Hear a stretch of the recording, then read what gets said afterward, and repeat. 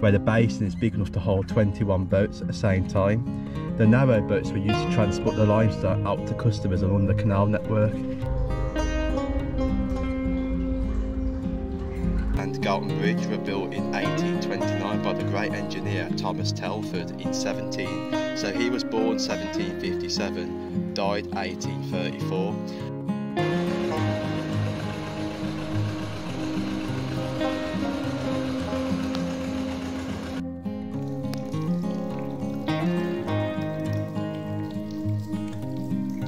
Foster Rastrick Company in 1828. It was the first locomotive to be operated in the United States and one of the first locomotives to operate outside of Britain.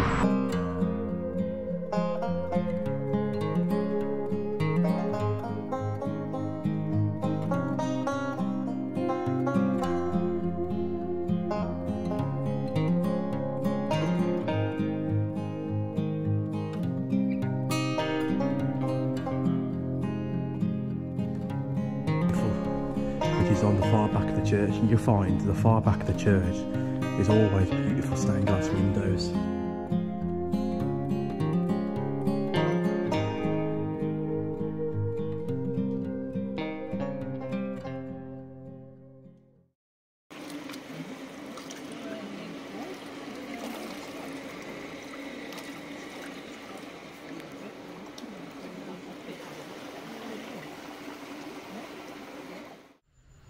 How are you all doing, everybody? It's the Midlands Outdoors, back here with another episode of Exploring the Black Country, which this one's going to be an interesting one before we head into the Wren's Nest. This is the Dudley Caverns Explore. This is a full video for you, so I really do hope you enjoy this. Just by the side of me is the sign, Dudley Tunnel. This is the North Portal, which goes right the way through with a length of 2,887 metres, 3,157 yards, and it is a one-way traffic system.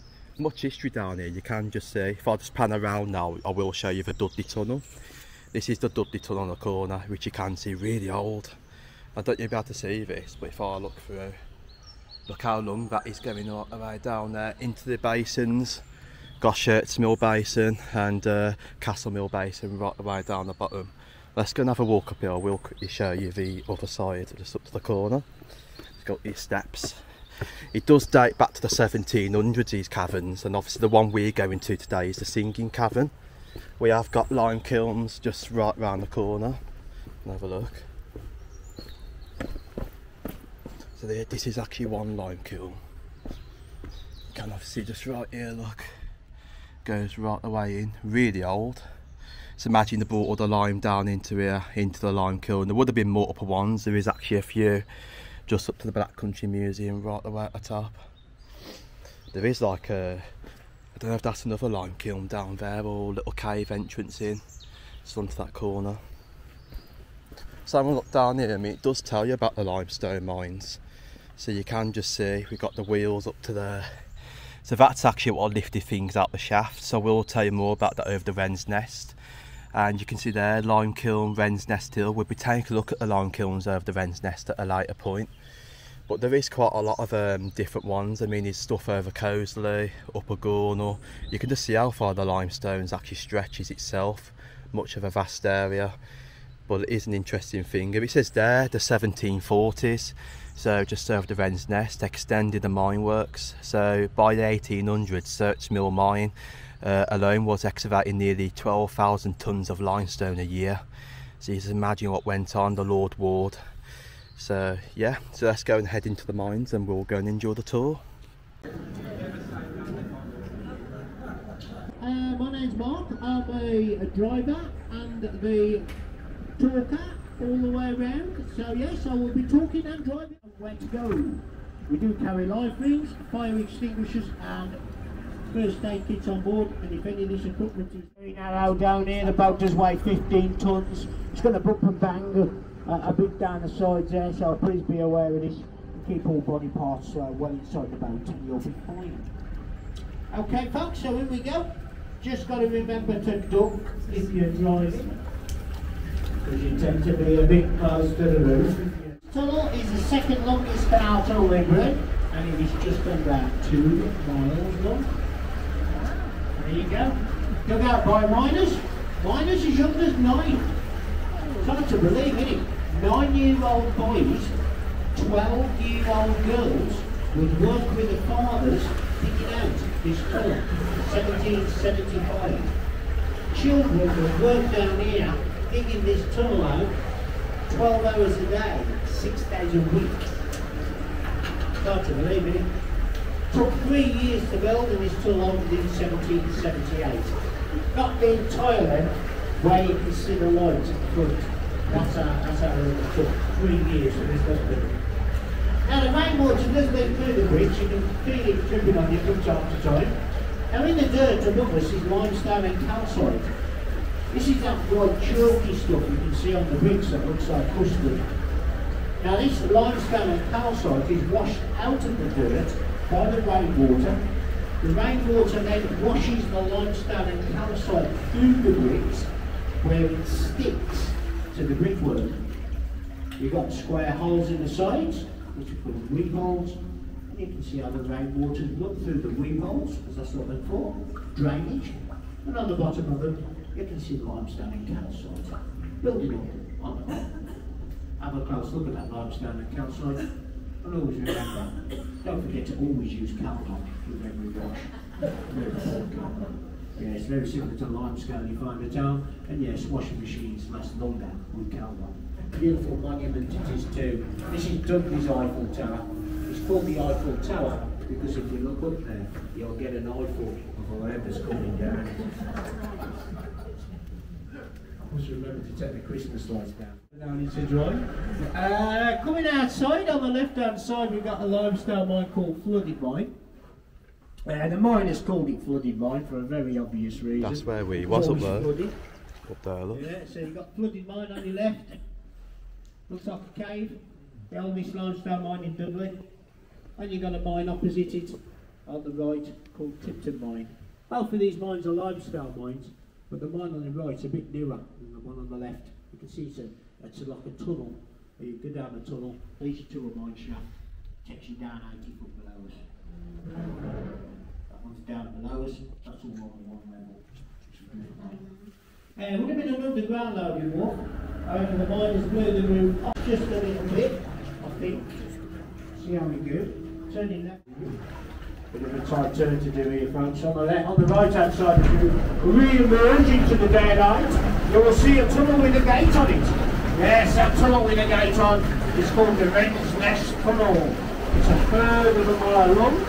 It would have taken boats, empty boats, into an hill called the Wren's Nest Hill, or the Seven Sisters Mines. Not been used since 1928. It's going to cost us 28 million pounds to reopen it. We'll get round to reopening that when we raise the money.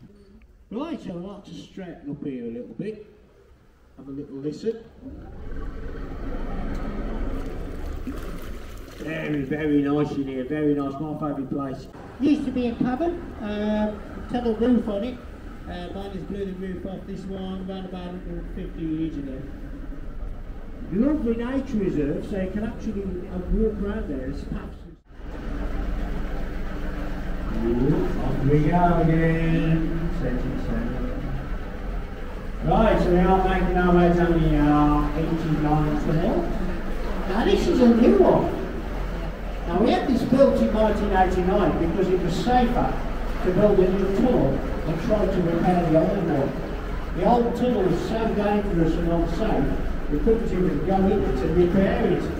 So we replaced it. The old tunnel was capped off, blocked up, and the new one was built instead. We discovered in 1989, when the 89 tunnel was built, that tunnels weren't built by hand anymore. We could buy them off the internet. Yeah, kind of really. You know, I mean, I'm only talking 200 years, so it's gone from 9-year-old boys digging tunnels out 200 years ago. 200 years later, you get in on the internet, buy them off Amazon, and it's next day free delivery if you get the order before 12 o'clock. Kind of really. So look, everything's like that nowadays.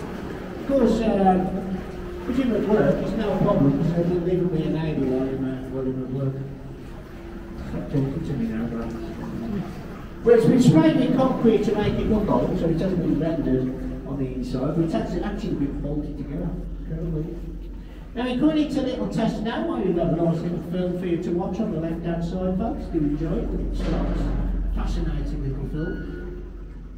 6 minutes long, 400 million years worth of history. So don't get blinking, you'll miss it. If you sit up to a little test cavern. I believe that 4 miners a month lost their life working down this area as well. On the right hand side, you can see how the water is running through the roof, down the side of the tunnel, coating it with limestone and calcite. There you go. We also see stalactites on the roof. Now these are forming when the water's dripping. There you go. So as the water drips, it forms straw stalactites. And they get longer and longer every time the water drips. There you go. Now we are making our way towards Silurian Cavern. In Silurian Cavern we've got our video show. That's on the left hand side again, folks.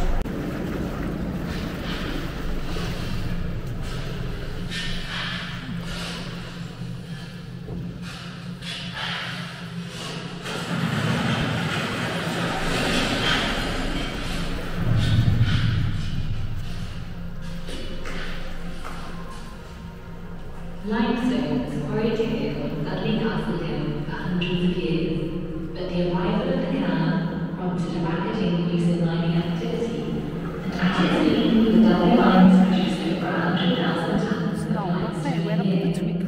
There's a drop. The extraction of the stone left behind a network of vast caverns, which became an attraction for scientists, engineers, and visiting dignitaries from abroad. The Dudley caverns have also played an important role in the development of the science of geology, and became renowned internationally for the quality and diversity of the fossils that have been discovered here. In 1849, addressing a meeting of scientists here in the Dudley mines, the eminent geologist Sir Roderick Murchison proclaimed that in no part of England are more geological features brought together in a small compass than in the environs of Dudley. In the 1850s, the caverns were opened to the public. Gas lighting was installed, paths laid out, and a bandstand constructed. Many fetes and concerts were held in these mines, with entertainment provided by orchestras, choirs, and military bands. Coloured layers were presented, and demonstrations of blasting. That's where you put the trick foot there. Yeah, the door entrance. Perhaps a forerunner of today's classical spectacular concerts.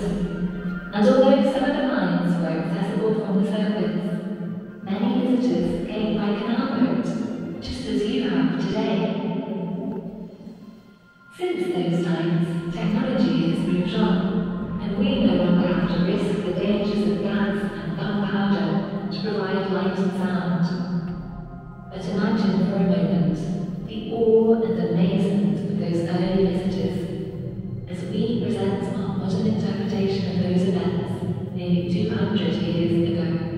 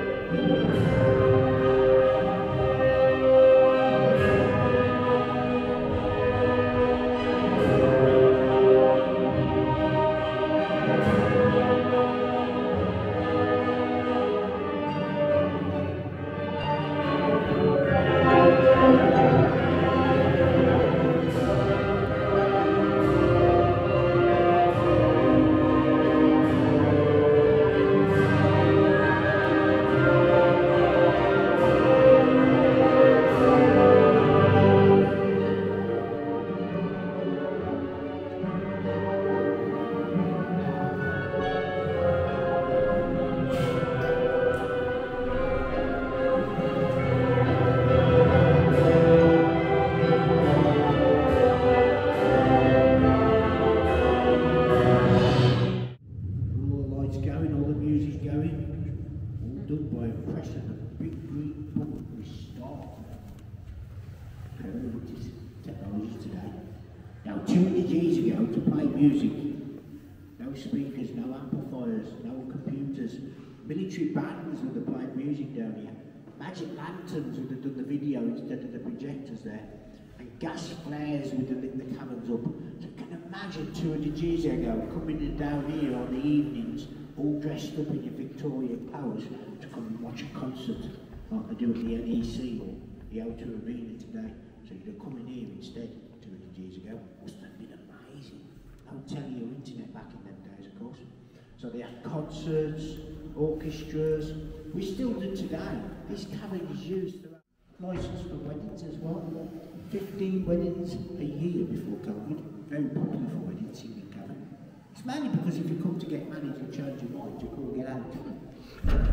But I've seen people try. It's good for weddings down here. Of course, right, so going back onto the caverns now.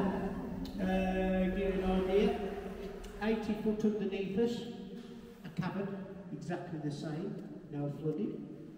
160 foot behind that wall there, dark cavern. Dark cavern's big enough to hold St Paul's Cathedral. Yeah, massive place. Underground firework displays down here 200 years ago. 2,000 people in there to watch a show. Above your heads, you got the pillars that hold the roof up.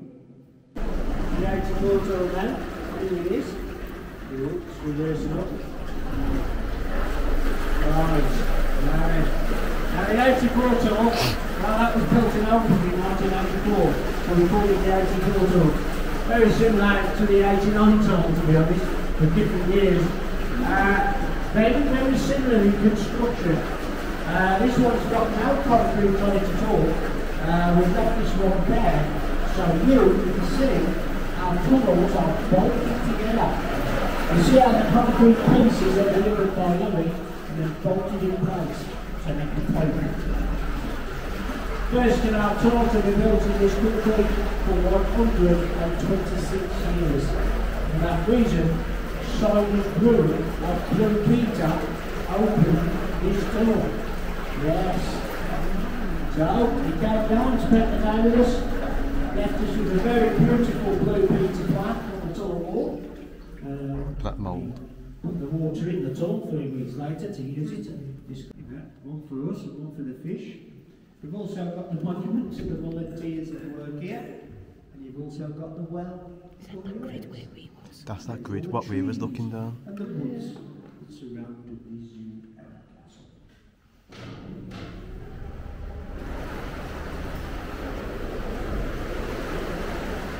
Also on the right hand side you will see a tunnel with a light on the top. Now that's the Dudley Tunnel. That was opened in 1792. And where that tunnel leads you is underneath Dudley. To the other side of Dudley.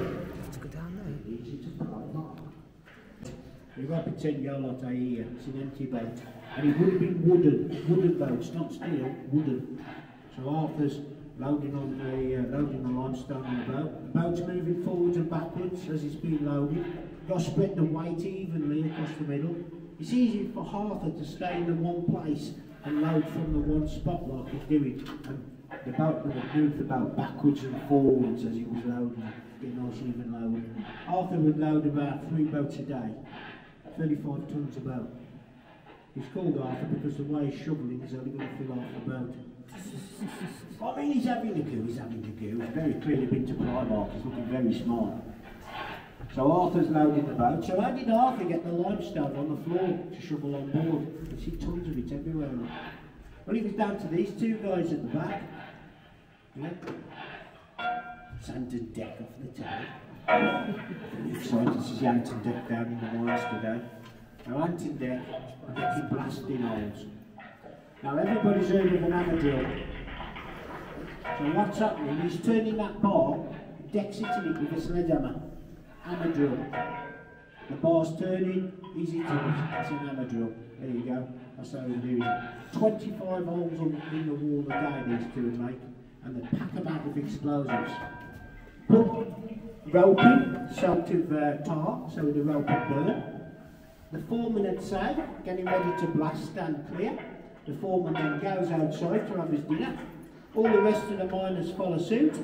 So there's nobody in this cavern except for one person, a 9-year-old boy called Billy. Now the thing is with Billy, he's 9 years old, so he's fast on his legs. He can come in the cavern with his candle and light all the fuses. But the fuses get damp, they get trod on.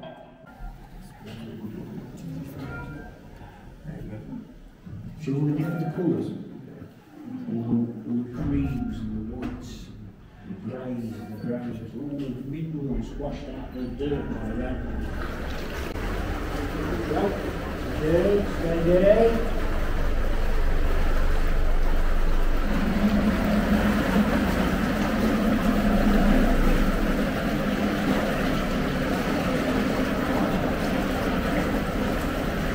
Children as young as 5 would have made the bricks with their fingers and their hands, of course. Just get a lump of water and make the bricks. Of course, they wouldn't have to pick the bricks in the bricks, so they do say some of these bricks contain fingerprints when you're 200 years old. Talking of bricks, coming into a nice section now called the Big Arch. On the left hand side, you've got Flying Scotty, broken down under a number. I always call it 17.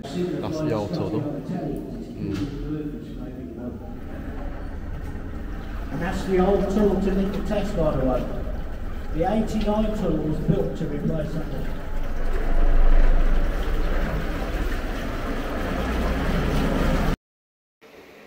Heading towards our little fossil friend. You've got the nature reserve above us, and you've also got the Wren's Nest Nature Reserve, which is now a geopark, and you can spend your days fossil hunting. Take some sandwiches, corned beef sandwiches. There's a great big massive arrow on the wall where it is. Right in front of that is a shell, that's a crab, and that is 427 million years old. He was there. Another one there, look. So these marks in the wall where they've drummed the metal bar in. You can see the black stuff in the limestone, which is coral. We're going past the coral reef, 400 million year old coral reef.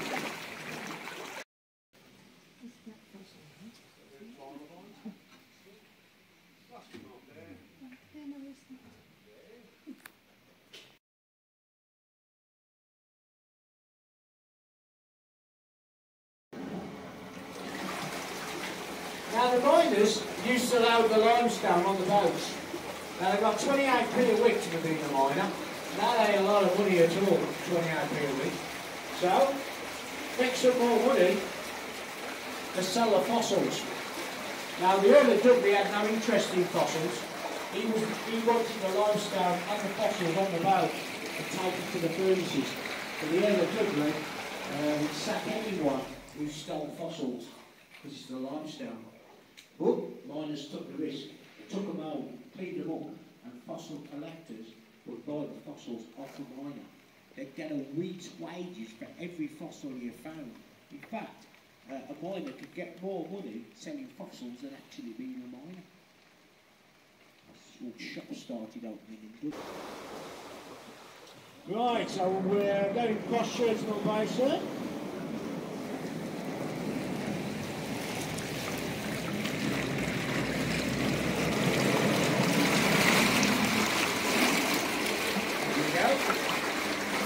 Right, so to get through the tunnel, we've got an electric engine off a milk float. Loads of batteries. 2,000 petrol batteries in here. Get one of them all the way around and reach one. What happens basically 200 years ago is that you get a legging plank across the middle of an empty boat. You don't need a legging plank if your boat's full of cargo, because you just rely on the cargo. As our boat's empty,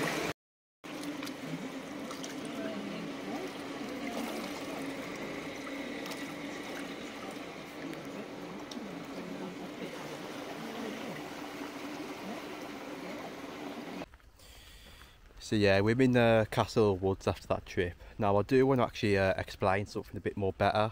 Now if you have been on the tour itself, they may have mentioned halfway through saying the Singing Cavern is above Dudley Zoo. Now I'm actually going to give you a bit better explanation on this because it is quite interesting to see where the Singing Cavern actually is.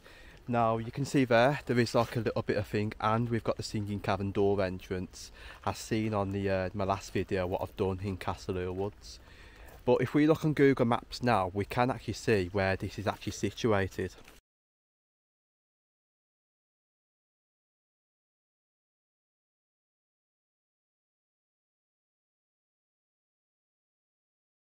So yeah, I thought I might mention that because it is an interesting woodland, this place. I mean, there's many hidden secrets over here, like doors, entrances. I haven't pretty much found the other stuff yet over it. Now there is another door.